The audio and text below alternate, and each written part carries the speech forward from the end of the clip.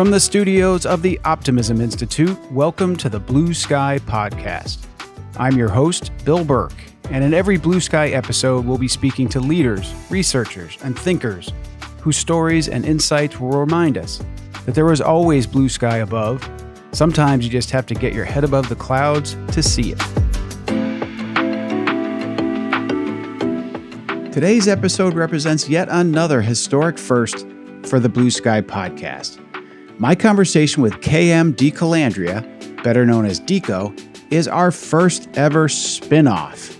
As some of you may recall, DiCo was a supporting actor in the Blue Sky episode in which Jonathan Conyers was the lead. DiCo was also prominently featured in Jonathan's autobiography, I Wasn't Supposed to Be Here. And the more I learned about him, the more I knew he'd be a terrific guest on this show.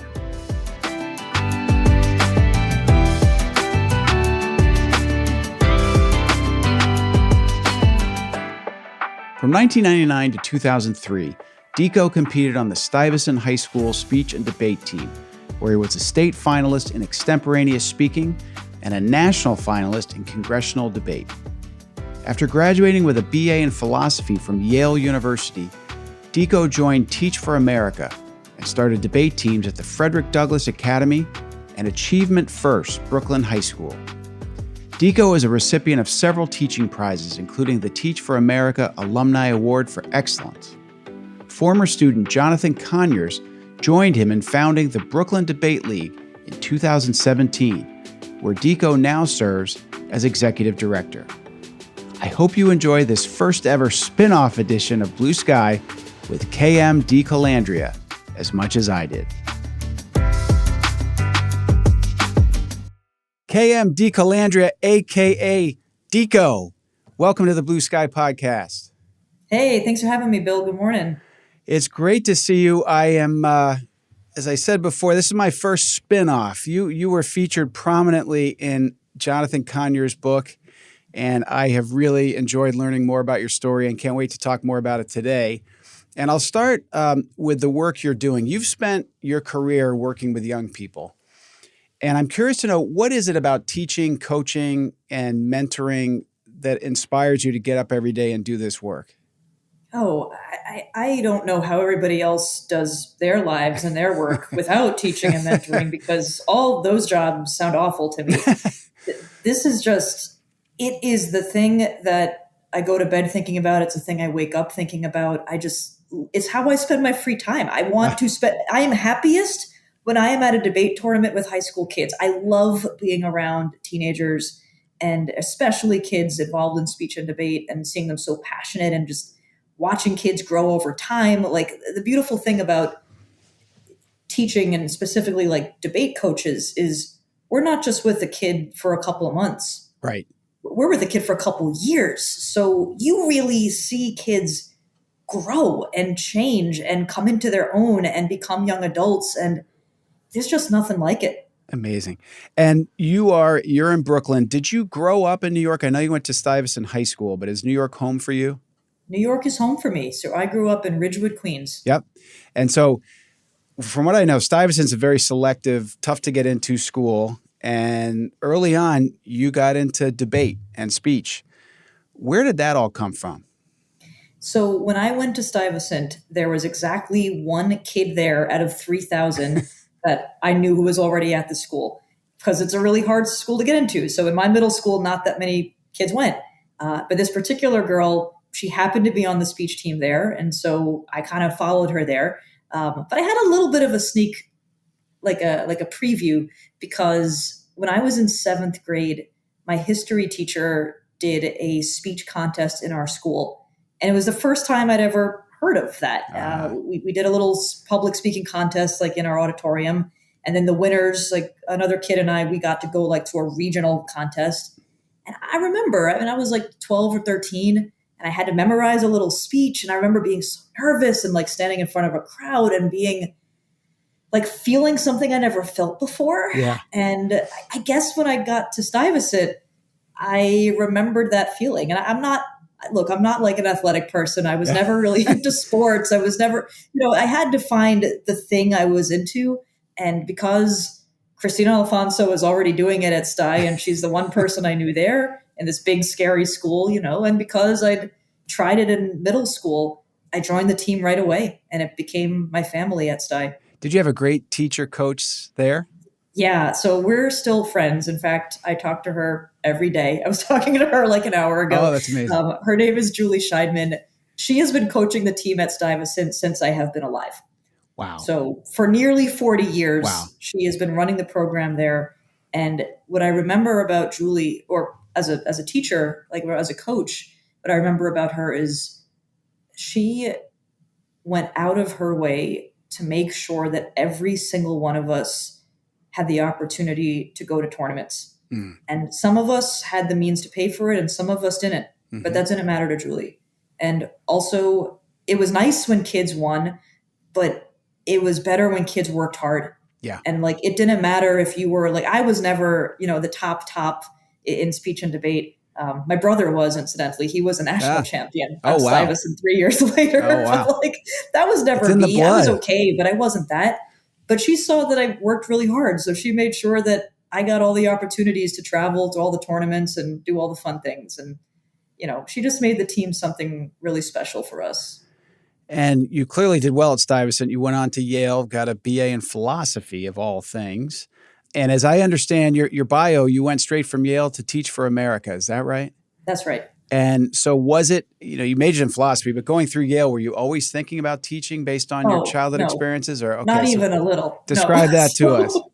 When I was at Yale, I majored in philosophy on paper, but really I majored in coming out and also coping with post-traumatic stress disorder. Okay. So my third year at Stuyt, we watched the Twin Towers fall from a couple blocks away, and I was not the same afterwards. No. And Stuyt did a lot of things for me that was really good, but it was not great about showing up for me and my classmates and my teachers. Like for my whole community, everybody was traumatized and nobody was okay. No. And it really wasn't until I got to Yale that I started talking to friends and to adults about what was really happening and how I was feeling and asking for help and getting help.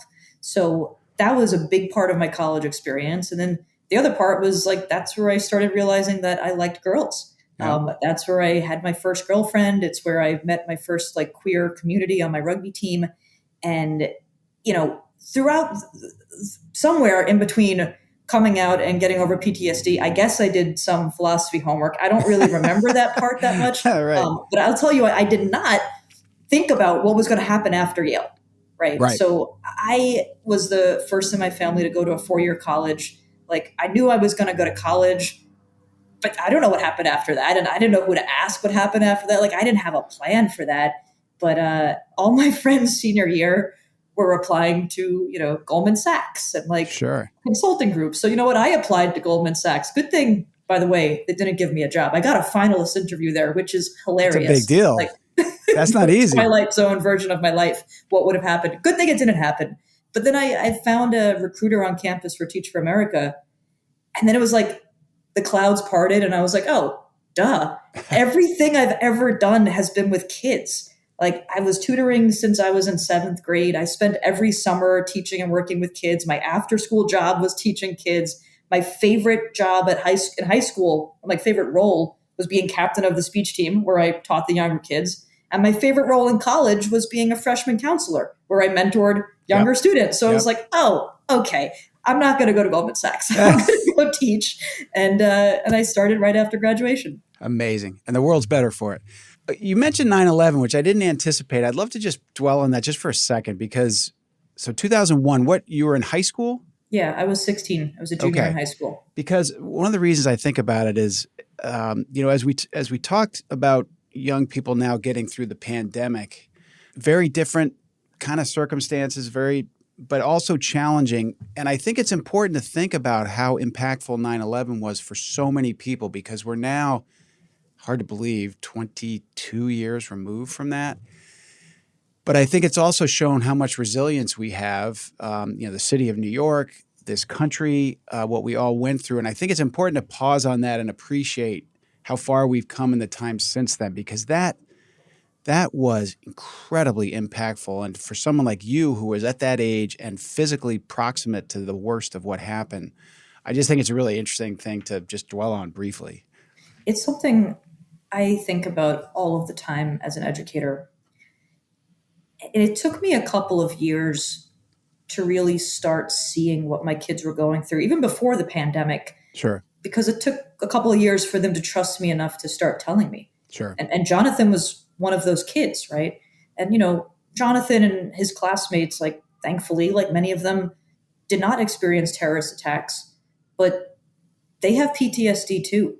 And some of them have complex PTSD because the trauma was ongoing and they kept returning to it. Sure. And, I realized as an educator that what speech and debate did for me was give me a place to process what had happened and talk about what was going on in the world and what I thought mattered and why people should pay attention. And when I started my own debate teams, it really mattered to me that my kids had that same platform.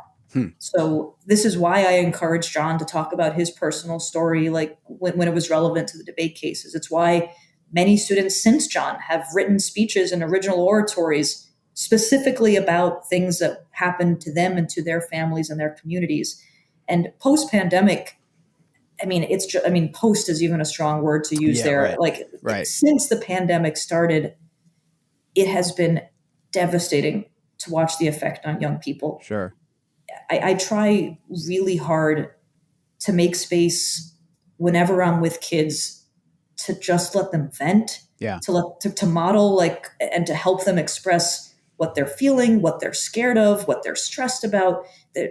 We're not going to know for a long time the academic and also the socio-emotional impact of what happens to kids when you remove them from schools physically for a year, for over a year, remove them from their friends, from their teachers. We're not going to know. But what we do know, and any educator will tell you this, is that we all see the impact. Clear as day, we're still seeing it every day in the classroom, and not just in terms of academics, but in terms of kids' mental health and emotional well-being.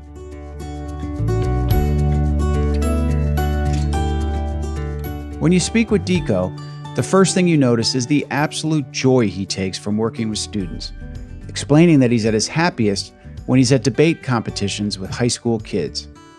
It was DiCo's teaching and mentorship of Jonathan Conyers that led me to learn of his story, so it came as little surprise to find that DiCo had a similar relationship to a high school debate coach at Stuyvesant, and that the two are still in touch today on a regular basis. As he further recounted his high school days, I was struck by DiCo's discussion of the traumatic impacts of September 11th. It seems that while so much of the world has moved on from that terrible day and its aftermath, it's important to understand how much people who are closer to the events have endured and overcome in the years since. And as DiCo mentioned that at Yale he majored in coming out, I thought I'd pause here and briefly explain that after graduating from Yale and beginning a teaching career, KM DiColandrea transitioned from female to male, and as you can read in Jonathan Conyers' memoir, shifted from being Ms. DiCo in the classroom to simply DiCo. Throughout the trauma and changes in his life, DiCo came to see speech and debate as a form of positive therapy, and he's now thriving as he shares this gift more widely with young students working to find their own way in the world. Getting back to our conversation, I wanted to dig in a little more to understand more about the reasons for DiCo's passion for debate. So I'd like to talk about debate and why you've, since high school, have been so drawn to it. And you just raised a side of the benefits of debate that I hadn't thought about, which is sort of personal exploration and venting and that sort of thing. Because I've always heard about it in terms of developing strategy and stage presence and, a lot of great lawyers or debaters and that sort of thing.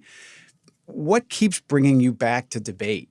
What is it about debate? You just mentioned part of it. What else do you think young people get out of it, and why are you so passionate about it? So when I think about from my own experience what I got out of it, it was three things.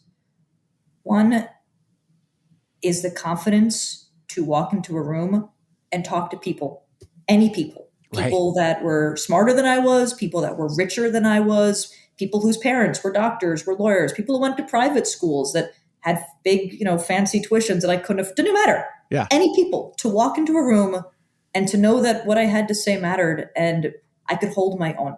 Yeah. And two is a sense of belonging in and purpose in what is going on in the world around me. Yeah. So I was no longer a passive spectator to things that just happened in the news. Like, no, like this is my world. I have a say. I get to have opinions about what I think needs to happen and should happen. What's the best thing for our communities, for our country, for our world. And that I think is a really important piece that particularly young people who are disenfranchised, right? Who can't vote yet, who are not being lobbied by any political representatives because they're politically powerless. It's a way for them to become empowered and invested in civic engagement. And then third, really importantly, is a sense of community. My best friends in high school were folks I was on the debate team with. And since I've coached, that is a pattern that we deliberately replicate. Yep. It's not a team where you are everyone for themselves and it's just about you winning and being the best. Like, no, it's like about student leadership. It's about the older kids training and mentoring the younger kids. It's about going and meeting kids from different schools that you normally wouldn't get to meet. Speech and debate is one of the only opportunities that kids in New York City, for example, have to be in integrated communities. Yeah. We are the most segregated school district in the country. And, rich kids stay with rich kids and usually white kids stay with white kids, black kids stay with black kids. Like we're segregated by race, by class, you name it. But in speech and debate, you got kids from private schools, from public schools, from parochial schools, like all races, all classes, like all cultures, all languages coming together and seeing each other week after week at tournaments. So they sit in the cafeteria, they compete against each other, they say hi in between rounds, they talk in the hallways, they make friends. And then when the kids get really good at this, they travel around the country.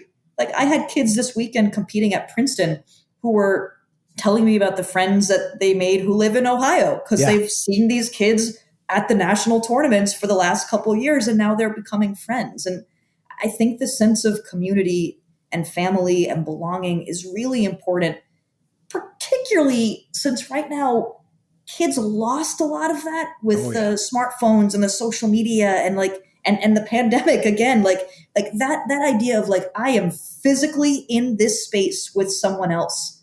And maybe it's every day after school with my teammates. Maybe it's every Saturday with my local league. Maybe it's every month as I compete around the country. But the kids are plugged into a community. And that's just really, really important. And you just mentioned Princeton. You also place them in physical places where they might not get otherwise and open their eyes to the possibilities after college. That came out loud and clear in Jonathan Conyers' book. And one of the things I loved about you in that book too was, and he spent a lot of time on this, and when we spoke on the podcast about losing at Harvard and wanting just go to the college party, and you said no, you shouldn't be happy losing. You're better than that. You can. So you not only we live in an age of participation trophies and that sort of thing, and clearly that's important to you too.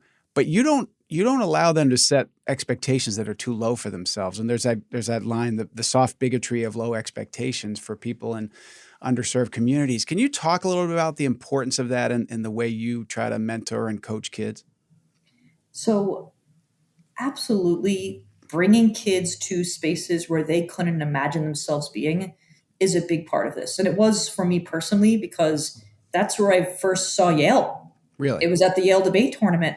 Like that's where I went on my college tour, was the colleges I competed at. Like that's where I got to see campuses. And as soon as I started a team and, we were good enough to compete on the national circuit, it really mattered to me that we're bringing kids outside of New York City, outside of like just what they know, and into college campuses so that they can see themselves on those campuses and that feels accessible. And also, once we get there, it's really this balance of you are not here to win. Like, I want you to be just as proud of yourself, even if you don't win this tournament. However, you also should be working your hardest and Yeah. like really, really giving it your all. And like, that's the constant balance, right? Like we had, I mean, this past weekend is a great example. One of my students did win the tournament at Princeton this weekend. Congratulations. That was fantastic. She called me Saturday night, convinced that she wasn't going to advance to finals. She was like, I blew it. This was terrible. I did awful, blah, blah, blah. And in that moment, my conversation with her was, well, okay, that's all right. Tell me something you liked about your speeches today. Like, what was your favorite parts? Okay. Tell me something you didn't like. How many rounds do you have left? You have 1 round left. Cool. What can you do differently next round to try to feel better about that? Like, we can't control what the judges say. Yep. This is not, I tell the kids, like, this isn't a chess tournament. This isn't a track meet, right? It's not like whoever, gets checkmate first or races the fastest wins. Those are so nice and like objective, right? You know what, that's just a very clear goal. You know who the winner is. That's not what this is. This is very subjective. You don't control who your judges are. You might give the best speech of your life and you might like win the debate with like no shadow of a doubt, like you won it. And the judge says you lost. And it's like, well, okay, how are you going to feel about that? Like on the one hand, sure, you might feel frustrated and whatever. But on the other hand, if your only goal was winning, it probably wasn't a good enough goal. Yep. Like I tell the kids to chase goals that no one can take away from them. Like no one can take away the feeling you get when like you left it all in that round. Like the feeling when you get when like you hit like a new level during a speech or during a debate and like you feel yourself just on fire in a way that you never felt before. Doesn't matter if you win or lost. Who cares? Yeah. Like no one can take that away from you. And, when John and his friends were at Harvard, over 10 years ago, and all the tournaments I took John to, I remember, he was used to losing. Yeah. And so sometimes you gotta, it depends on the kid and what they're coming at you with. Like if all they care about is winning, you have to teach them like, okay, there's more to life than winning. But if they don't have any expectation that they'll ever win anything, you have to teach them, no, hold on. Yeah. You have to aim higher. You're smart enough, you're capable, you can do this. Like it doesn't matter if you're going to be the first one to do this, you can do this. So it's really meeting the kids where they are and finding that balance.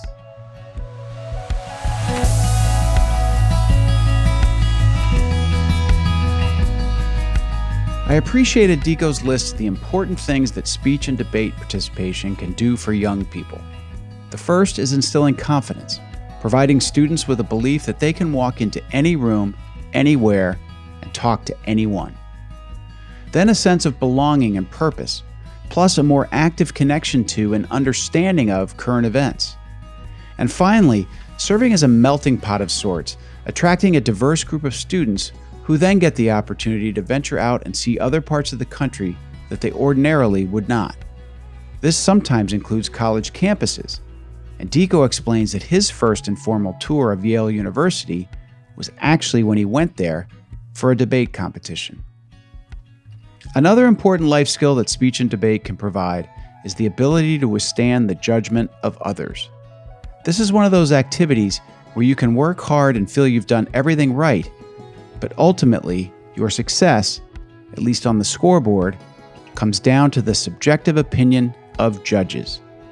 This won't be the last time in their lives that this will happen to them, so this early training for speech and debate participants is invaluable. Getting back to our conversation, DiCo will talk next about the many pressures that young people face and how he tries, through his work, to help them meet life's challenges.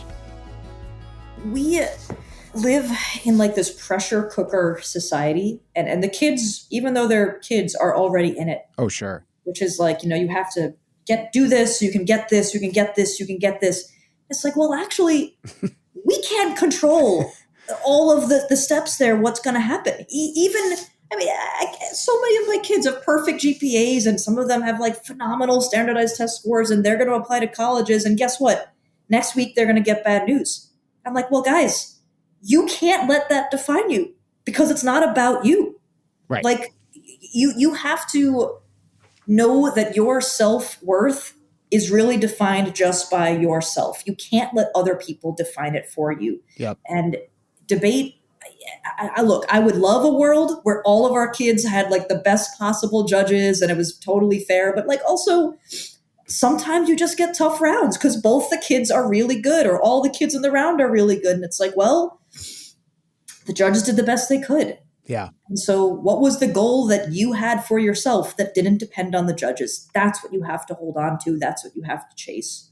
And boy, the college admissions is a great example too, because it wouldn't be an episode if I didn't mention social media, because I have some pretty strong opinions about the pros and cons of social media. But one, I remember when my kids were going through the process of applying to college, it was sort of the dawn of social media. And all of a sudden it became a thing to post on social media when you got in someplace. Right.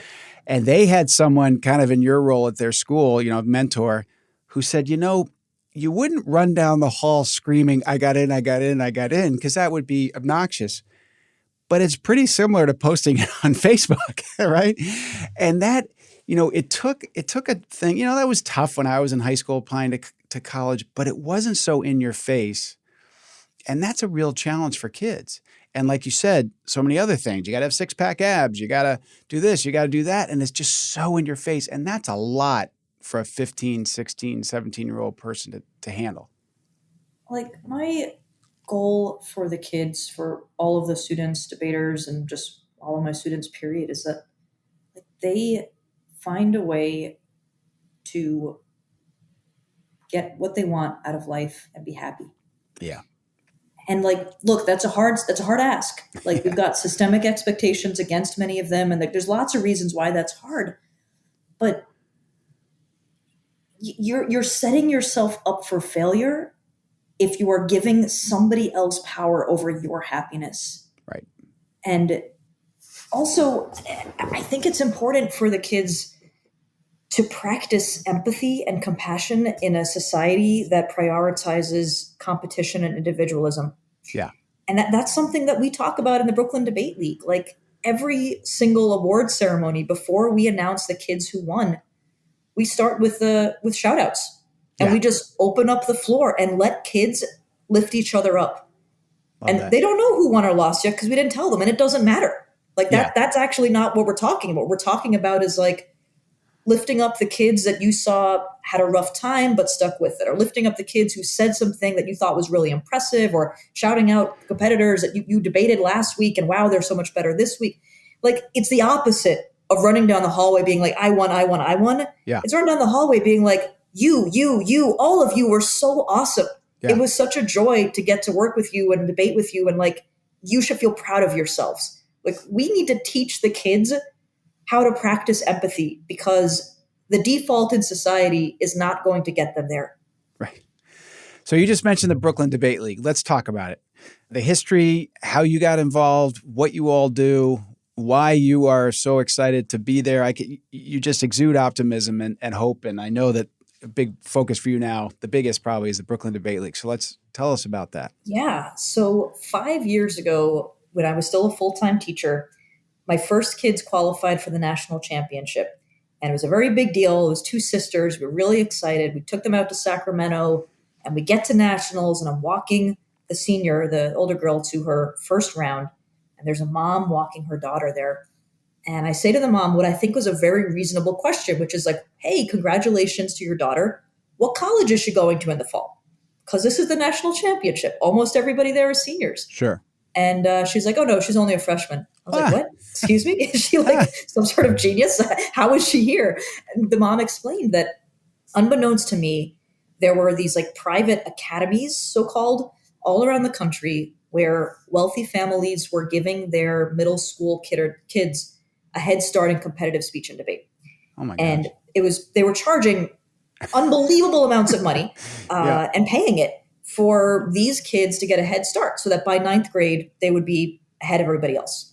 And I came back to Brooklyn after nationals just feeling really angry about that because there was already such disparity at the high school debate level, because it was, as John talks about in his book, there were virtually no low-income public schools there, right? So there's already like this inequality, and then we're just widening it by giving these other kids this head start. And I said, we got to do something. So I talked to my friends, like local coaches here in Brooklyn, and I talked to my students, and we started the Brooklyn Debate League in 2017 as a way to counter that effect.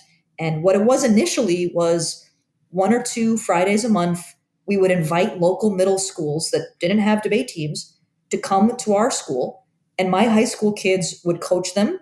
And then we would run rounds and my high school kids would judge them. And other high school kids too from other schools would come and would coach and would judge. And it was a way of just student leaders, like high school kids, giving back to the community and like helping the next generation. And that was wonderful. And then COVID hit, and then everything got changed because we weren't in school anymore. So we turned it online, and we started hosting online tournaments and offering online coaching. And it was really popular. We had many, many kids coming to our tournaments and coaches and sessions. So then we ran summer camp, and kids came to that online too. And we kept doing this while I was a full-time teacher. Eventually, it started to get a little pricey because I was paying my alumni. My students were now college students, and many of them were like broke college students because a lot of them were first-gen kids. And, I wanted to compensate them for their time. So I was paying for them to Zoom in to run these tournaments. But, where was I getting the money to do this? Because we weren't charging for it. So John was helping me out, and I was putting in some of my money. And this was how it was going. And I didn't know how long I'd be able to keep doing it until John told Brandon Stanton and Humans of New York what was happening. And then suddenly everything changed. And literally like overnight, we raised over $1 million for the Brooklyn Debate League. And that's when I transitioned from being a classroom teacher to being the full-time executive director of BDL.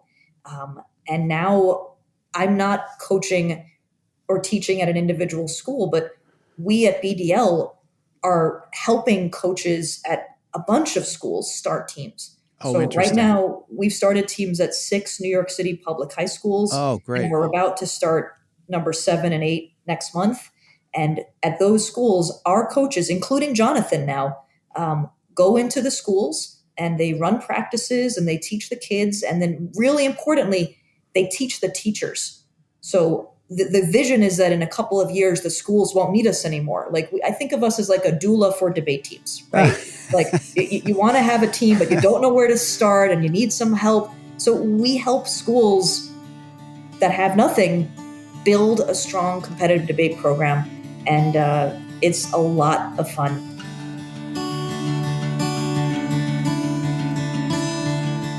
DiCo offers advice to his kids that would be helpful to all of us. Don't give someone power over your happiness.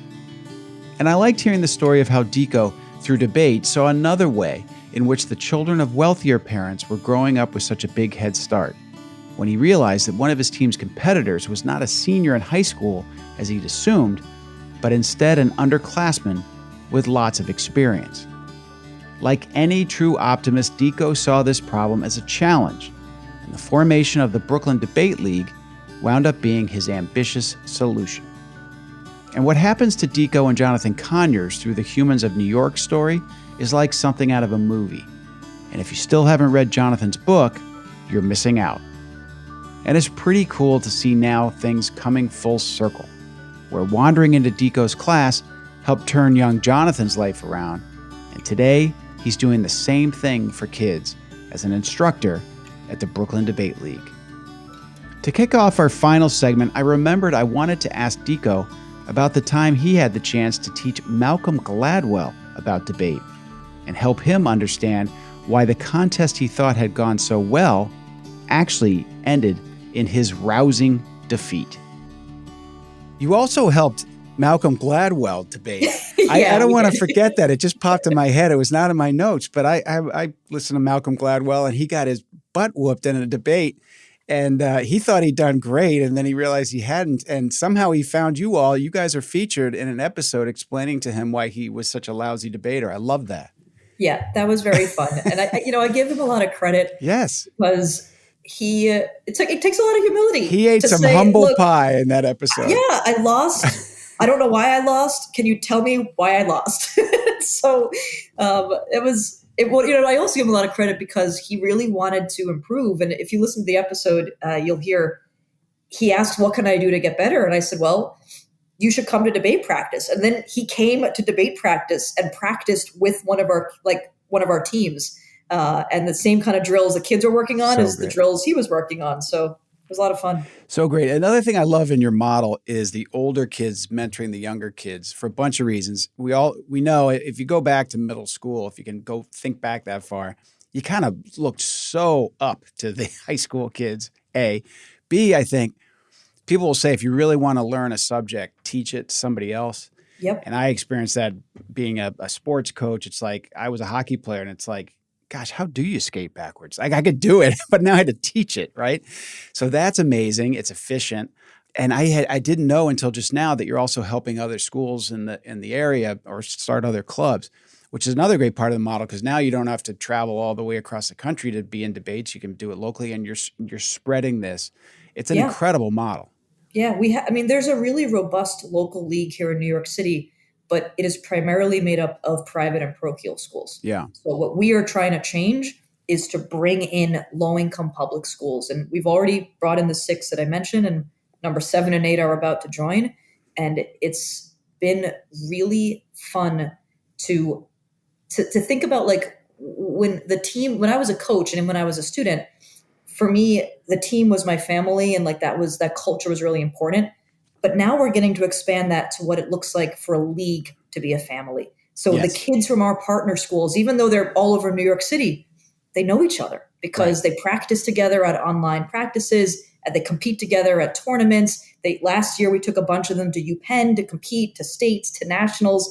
And they're starting to build a community of other kids who go to low-income public schools in New York City. So, Jonathan and his teammates, they had to figure it out at Harvard by themselves. And, we did our best. Yeah. But now we're trying to build that community. So the kids are never alone. It's not just one school.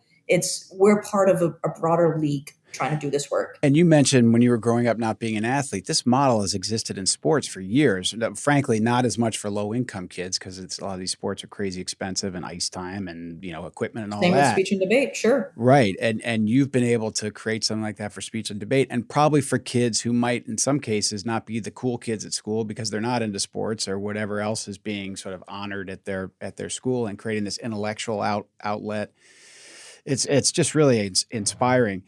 You mentioned, competing against private and parochial schools. I'd love to know your thoughts or hear your experience. You've primarily worked in underserved schools from my research. How do you stay optimistic? Education in general, many would say, is wildly underfunded. It's very unequal. How do you stay so optimistic? Is it this desire to do something about it? How do you get out of bed every day so energized to help these kids in the face of so many headwinds that are coming at them? What's the alternative? Yeah. There's no good alternative.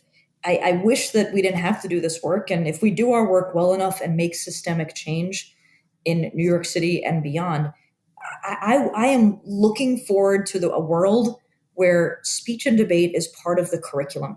I think that's what needs to happen. Like at some point in history, somebody decided that all kids should have to take art and music to graduate high school, at least in New York City or New York State. Oh, yeah. Great. I don't know who that person was or what their story was, but man, am I glad they fought for that. Sure. Because 1, all kids get access to that. But then 2, it leads into other things like choruses and choirs and bands and all that happening at schools, and theater programs and art classes, art programs and all that happening. And you have to start somewhere to give the kids exposure, and then that can grow into something beautiful. I know that speech and debate is hands down the activity that shaped me the most today. Sure. And I would say most speech and debate alumni, including notable ones like, Justice Ketanji Brown Jackson said this when she was sworn in last year, that speech and debate was the event more than anything else that shaped her life. Like many, many alumni will agree with me. And so if we know that that's the power of this activity, then I want to do everything I can to get it to as many kids as possible. And that's that's how I remain optimistic. It's like, we got to fight for what we believe in. And this is what I believe in. And the other thing I'll add is I don't feel like I'm alone, because even though we're working, with private and parochial schools that are in a different situation than low-income public schools, I have not yet met a single teacher, coach, administrator, or student or parent at those schools that disagree with me. They were the ones that started the Brooklyn Debate League with me. Right.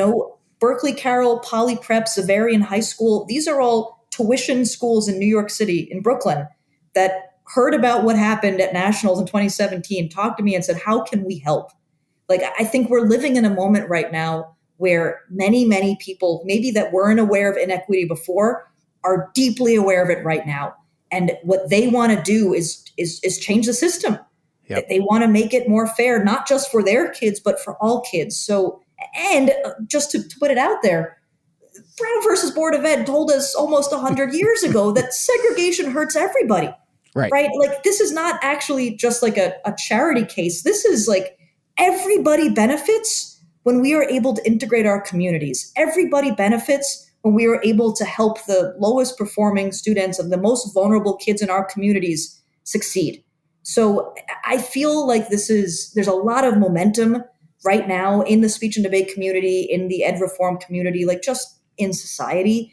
And I am so blessed that I am getting to ride this wave and do this work with the Brooklyn Debate League. It's amazing. Yeah, you mentioned these things helping all of us. One of my favorite books, and I'm spacing on the name of the author. I'll look that up before we finish this episode. The Sum of Us, SUM, and it got at this notion that a lot of people have that life is a zero-sum game. If this group's doing better, then this other group must be doing worse. And her point in this book was that no, these rising tides lift all boats. You also mentioned famous people. We talked offline one time. Ted Turner, who people know I'm close with. Debate was huge in his life. He was scuffling along in high school and being shipped all over the country by his parents and he latched on to debate. And he will say that was one of the most impactful things that ever happened in his education. He also, and I also, and I think you also are fans of sort of the liberal arts and teaching young people how to think, how to present themselves. So it doesn't fit in this, you're a philosophy major, I was a history major. A lot of those things about teaching you how to think, how to write, how to speak, how to present yourself. And that, I think, for understandable reasons, is missing from a lot of people's education. It's teach for the test, pass that exam, and not as much about thinking how to think. And it seems to me that debate is the perfect vehicle for that. Is that fair? Yes, it's absolutely fair. It's on the money. We're in a crisis right now. We are experiencing many crises, actually. We're talking about crisis of democracy, an existential crisis in terms of what's happening to our planet and how we can't agree on how to move forward. It is not a nice to have. This is a need to have. It is necessary that the next generation is more equipped to debate and discuss and compromise and talk about complex issues that cross lines of difference, issues that cross ideologies, issues that are nuanced. Many people today in even in my own circle are looking at the world in this binary. You're with us, you're against us, you're good, you're evil, you're right, you're wrong. But when it's that's not going to help anybody. It's reinforcing echo chambers, it's reinforcing bubbles, and it's not getting us to progress. We are a species that values stories. We are a species that values common ground and values, and that's community. That's very primal to us. And you don't get that on standardized tests. You don't get that if all you're prioritizing is being able to be the best. We need to go back to roots of how do we talk to each other? And more importantly, how do we listen to each other? Right now, unfortunately, because of social media, because of technology, because of politics, because of you name it, every aspect in our lives, it feels like there's pressure to polarize, there's pressure to just insulate, pressure to not talk to other people. And it's not healthy and it's not productive. right? This is not a nice to have. Like, this is a need to have. Like, we need to have the next generation do a better job at this than we are doing. And in my experience, I haven't found a better tool than speech and debate. It is training kids to talk to each other, to listen to each other, to think about complex ideas from multiple perspectives, to hold multiple truths, to come. I mean, you look at the debates that our politicians are having these days, and you're like, "Good God!" I mean, really, it's criminal. Yeah. The kids are doing such a better job, and the piece that we really have to infuse that with is like, it's not just that they have the skills to do this, and that's important. They have the skills to do this. But also that they were training them to have empathy, to have compassion, to do it for the right reasons, Yes. to think about what they are valuing, to think about what a just world looks like, to be optimists, right? To fight for the world that they believe in a way that's gonna make that world closer. Amen to all of that. And I would say too, back to debate, I didn't know this until I started learning about it working with Ted. You are assigned a side to debate. So it's not like you get the question or the issue you're going to debate and you get to pick, I believe that, so I'm going to take that side. You can be asked to debate a point that you might not even really believe, at least to start, and you start thinking about what that other side might be like. And I can't think of something that would be more helpful than that in so many debates we have today. Israel, Palestine, pro-choice, not pro-choice, all these things. At least try to think about where the other side's coming from, and be open to an open conversation, a civil conversation about that, as opposed to they're the other, I hate them, they probably hate me, and it doesn't get us anywhere. Doesn't get us anywhere, right? Like, yeah, and a lot of people have that misconception about what debate is. And there are some categories where kids do pick a side, and I think there's a lot of benefit to that too. Sure. But the traditional debate categories, round one, you're affirmative. Round two, you're negative. Yeah. And then it just goes back and forth. Like, what a great exercise. Look at this from all the sides. Incredible. So if someone's listening today, easier if they're in the New York area about how to get involved or support. But if they're somewhere else in the country, is there a sort of a clearinghouse for these debate leagues, or is there, I guess, get in touch with their local school? How could people best sort of evangelize for the kind of work you're doing here in New York and elsewhere in the country? Yeah. So folks that are in New York City, you can reach out to us at brooklyndebateleague.org and, contact us. But if you are around the country, there's two major leagues, the National Speech and Debate Association and then the National Catholic Forensics League. And you don't have to be Catholic to participate. It's just the oldest league in the country and whatever. But those are the two major leagues. And a lot of them have local and regional leagues where folks can, participate and start programs. Well, DiCo, I learned from Jonathan's book what a profound influence you had on him.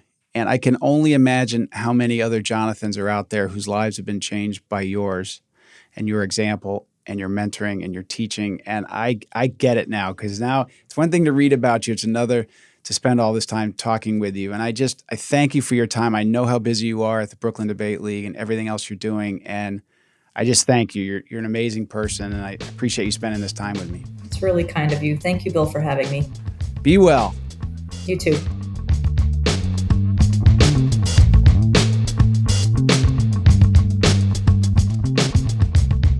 The work DiCo does is no doubt challenging, and I loved his answer when I asked him how he stays at it. What's the alternative?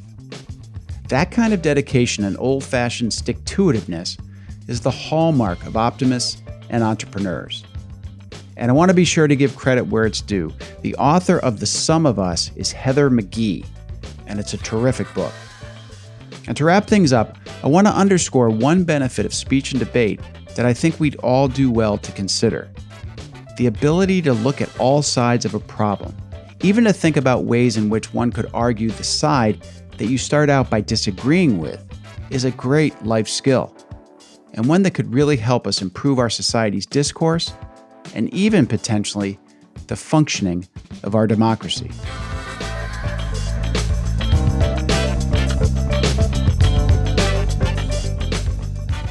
I hope you were as inspired as I was by this conversation with KM DiColandrea. And if you're interested in learning more about DiCo's work, check out brooklyndebateleague.org. It's full of great information and background materials. And if you're also interested in more uplifting conversations like this one, consider subscribing to the Blue Sky Podcast to make sure you never miss a new episode. And while you're at it, follow the Optimism Institute on social media. Until next time, I'm the founder of the Optimism Institute and host of Blue Sky, Bill Burke, and I thank you for listening.